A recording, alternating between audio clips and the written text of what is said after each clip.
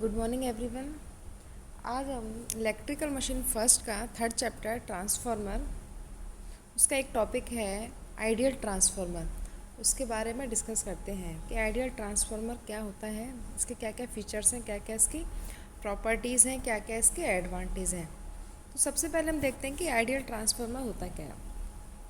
जो transformer all type के जो लॉसेस होते हैं उससे फ्री रहता है, कि जिस ट्रांसफार्मर में किसी भी टाइप की लॉसेस नहीं होती हैं उसको हम क्या बोलते हैं, आइडियल ट्रांसफार्मर बोलते हैं।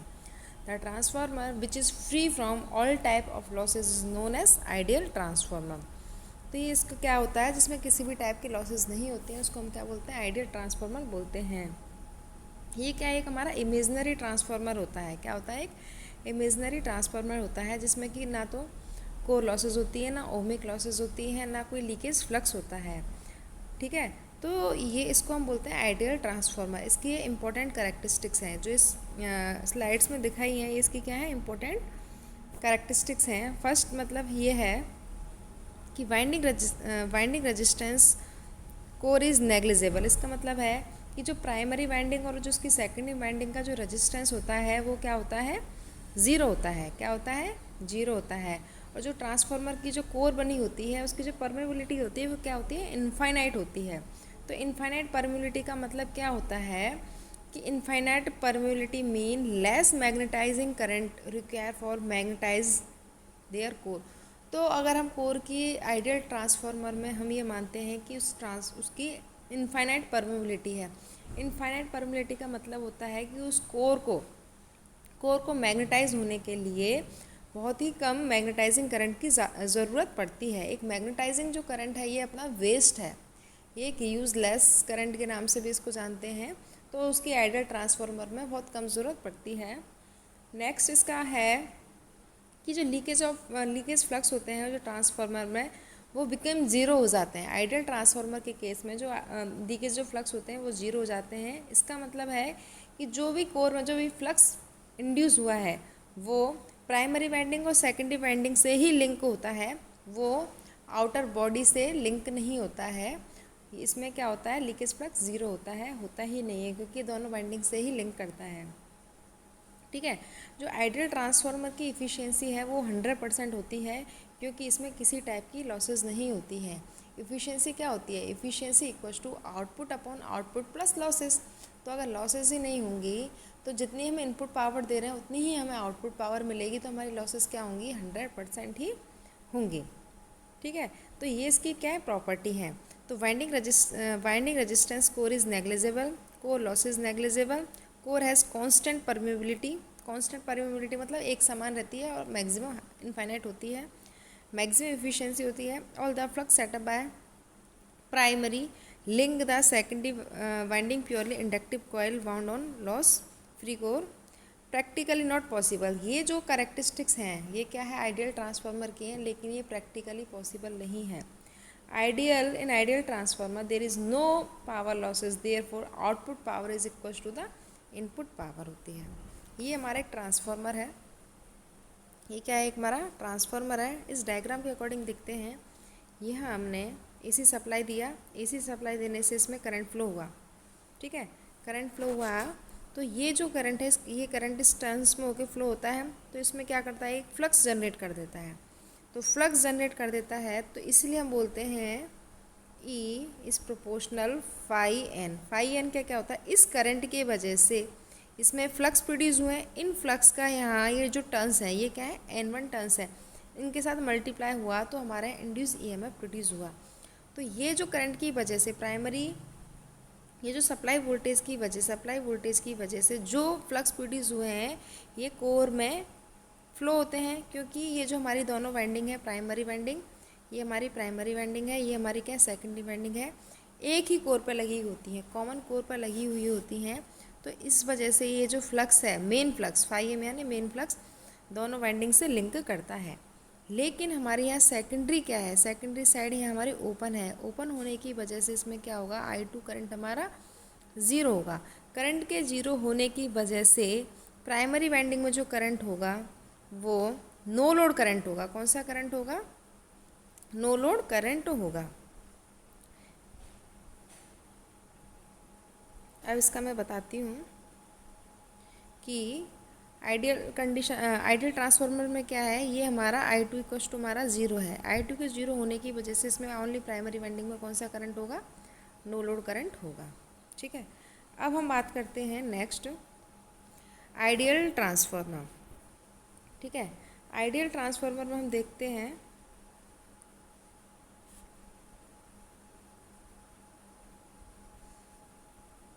आइडियल ट्रांसफार्मर में हम देखते हैं N ideal transformer is a lossless device with N input winding and an output winding. एक लॉसलेस डिवाइस है जिसमें इनपुट पावर और आउटपुट पावर इक्वल होती है।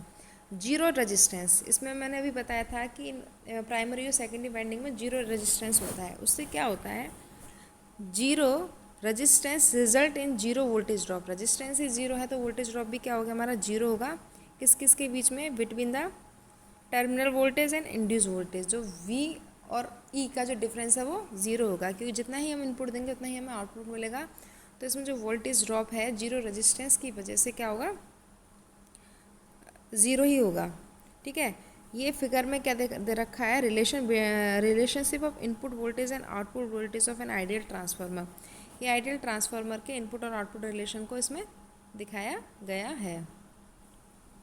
ठीक है, तो इसमें ये देखो BPN supply voltage, IPN supply current, इसकी वजह से मेन फ्लक्स प्रोड्यूस हुआ है। और सेकेंडरी में हमारा E2 किसके बराबर आ रहा है, यहाँ ये जो हमारा ये किसके बराबर आ रहा है, हमारा इसके बराबर आ रहा है। ठीक है, जितना हम यहाँ वोल्टेज देंगे उतना ही हमें यहाँ मिलेगा, क्योंकि इसमें कोई भी लॉसेज नहीं है। तो यहाँ जितनी पावर होगी और उतनी ही हमारी हमें यहाँ पावर मिल जाएगी। तो आइडियल ट्रांसफार्मर में क्या होता है, P1 इक्वल टू हमारा क्या होता है, P2 होता है, क्योंकि इसमें कोई भी लॉसेज नहीं होती हैं। ठीक है, नेक्स्ट इसका कंटिन्यू है। अब हम रिलेशन देखते हैं, the relationship between voltage and number of turns. तो वोल्टेज और नंबर ऑफ टर्न्स में इसमें क्या क्या रिलेशन है, देखो हम NP क्या है यहाँ, इस डायग्राम के अकॉर्डिंग हम देखें तो NP है, ये हमारा NP है। NP number of turns of wire on primary side. Primary में नंबर ऑफ टर्न्स को बोलते हैं NP बोलते हैं।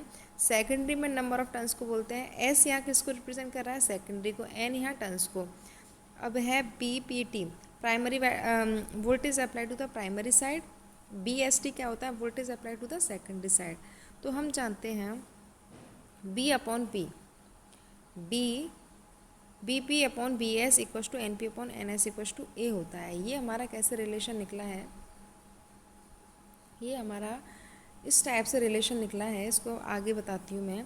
तो A यहाँ किसको रिप्रेजेंट कर रहा है, यहाँ टर्न्स को रिप्रेजेंट कर रहा है। ठीक है, अब ये सेम हमने यहाँ किसके बीच में रिलेशन देखा था, वोल्टेज और टर्न्स के बीच में। वोल्टेज और किसके बीच में देखा था, टर्न्स के बीच में। वो क्या होते हैं, डायरेक्टली प्रोपोर्शनल होते हैं। अब हम यहाँ किसके बीच में रिलेशन देखेंगे, करंट और relation between current and primary side current. The relation between current into the primary side of transformer versus secondary side.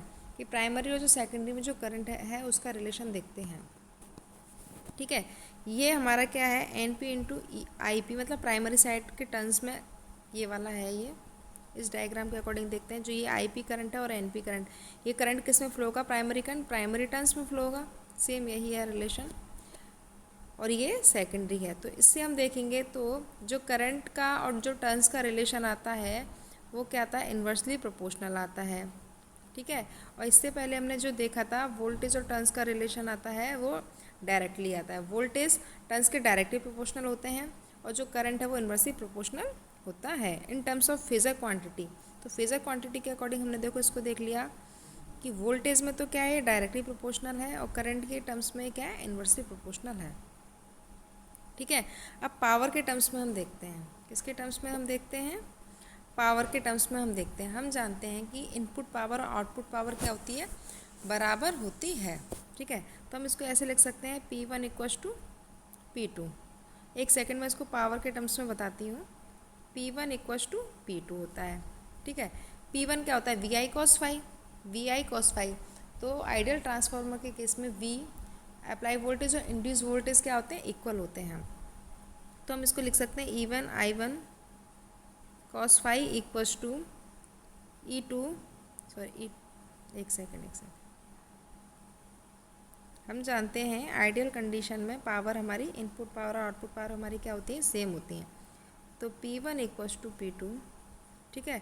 तो इसको हम क्या लिखेंगे, E1 I1 cos phi equals to E2 I2 cos phi। ये हुआ। अब हमारे यहाँ क्या है, जो एंगल है वो क्या होता है, जो एंगल क्या है, एंगल है ही नहीं क्योंकि इसमें लोड ही नहीं है, ठीक है। नो लोड पर तो हमारा फाई अपना ज़ीरो हो जाएगा। तो ये हमारा क्या हो जाएगा, E1 I1 equals to E2 I2। अब इसका रिलेशन निकालते हैं हम, ठीक है। इसका रिलेशन निकालते हैं तो इससे हमारा क्या निकलेगा, इसका हम क्रॉस मल्टीप्लिकेशन कर देंगे। तो ये वाली कंडीशन हमारी यहाँ क्या आ जाएगी, E2 upon E1 equals to I1 upon I2। कहने का मतलब ये है कि जो हमारा वोल्टेज और जो करंट का जो रेशियो आता है वो आया हमारा इन्वर्सली प्रोपोर्शनल आया है। क्या आया हमारा, इन्वर्सली प्रोपोर्शनल आया है। तो हम ये निकालते हैं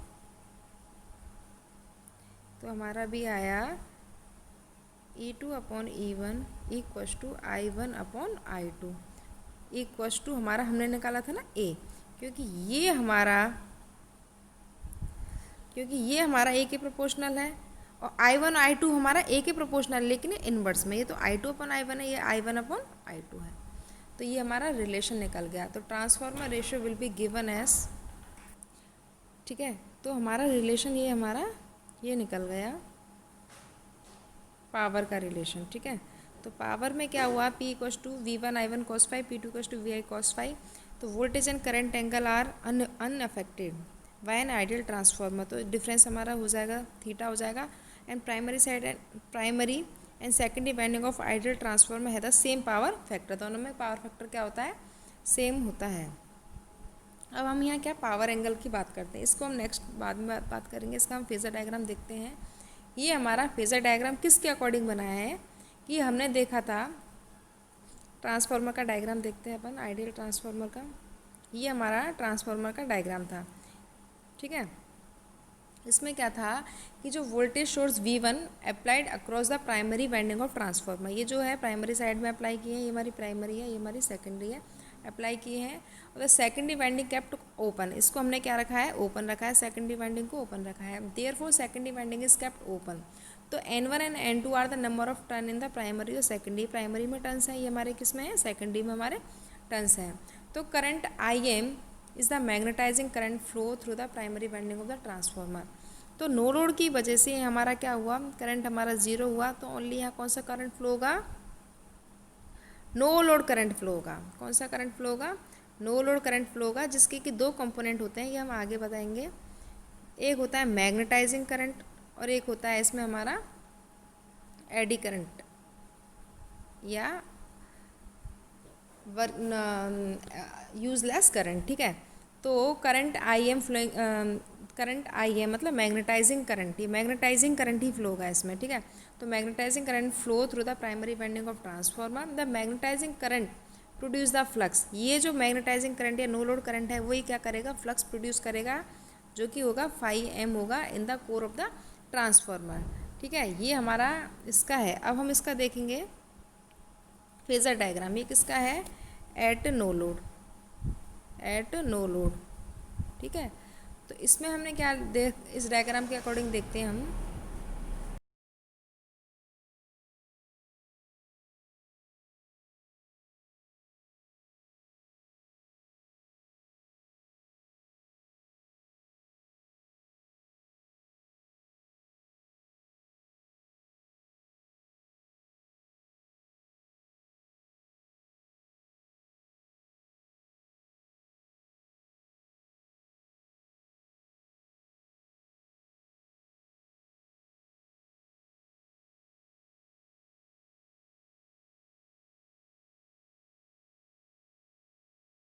phasor diagram of ideal transformer का, किसका है, आइडियल ट्रांसफार्मर का फेजर डायग्राम है। इसमें क्या होता है, as coil of the primary transformer क्या है, इस प्योरली इंडक्टिव है।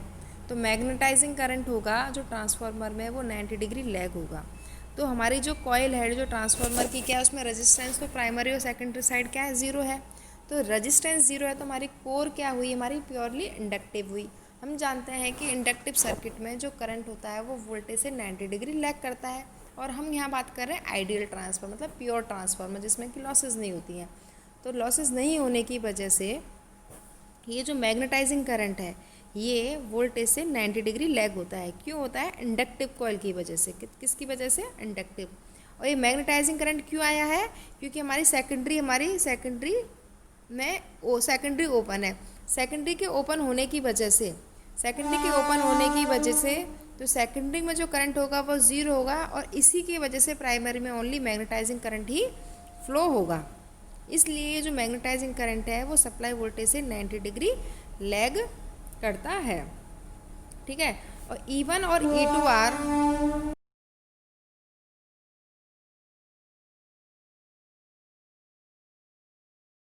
ठीक है, तो ये हमारा समझ में आ गया। अब यहाँ E1 और E2 क्या है? इंड्यूस EMF है।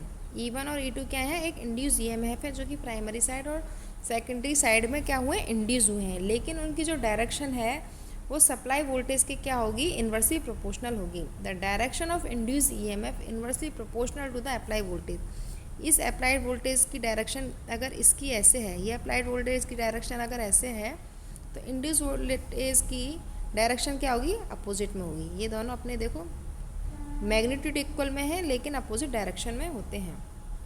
ठीक है, तो ये हमारा हुआ आइडियल ट्रांसफार्मर। ठीक है, तो ये फेजर डायग्राम किसका है? आइडियल ट्रांसफार्मर का है। ये हमारा आइडियल ट्रांसफार्मर का हमारा फेजर डायग्राम है।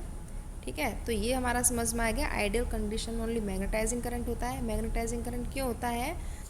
मैग्नेटाइजिंग नहीं, मेनली अपना नो लोड करंट फ्लो होता है। नो लोड करंट हमारा जो 2 to 5% होता है फुल लोड करंट के। कितना होता है? 2 से 5% होता है फुल लोड करंट के। तो इस करंट को तो इसमें जो नो लोड करंट है इसको हम वोल्टेज के कंपेयर में इसको हम क्या कर लेते हैं? नेगलेक्ट मान लेते हैं। तो हमारे ओनली कोर में क्या होता है? जो सप्लाई वोल्टेज होता है।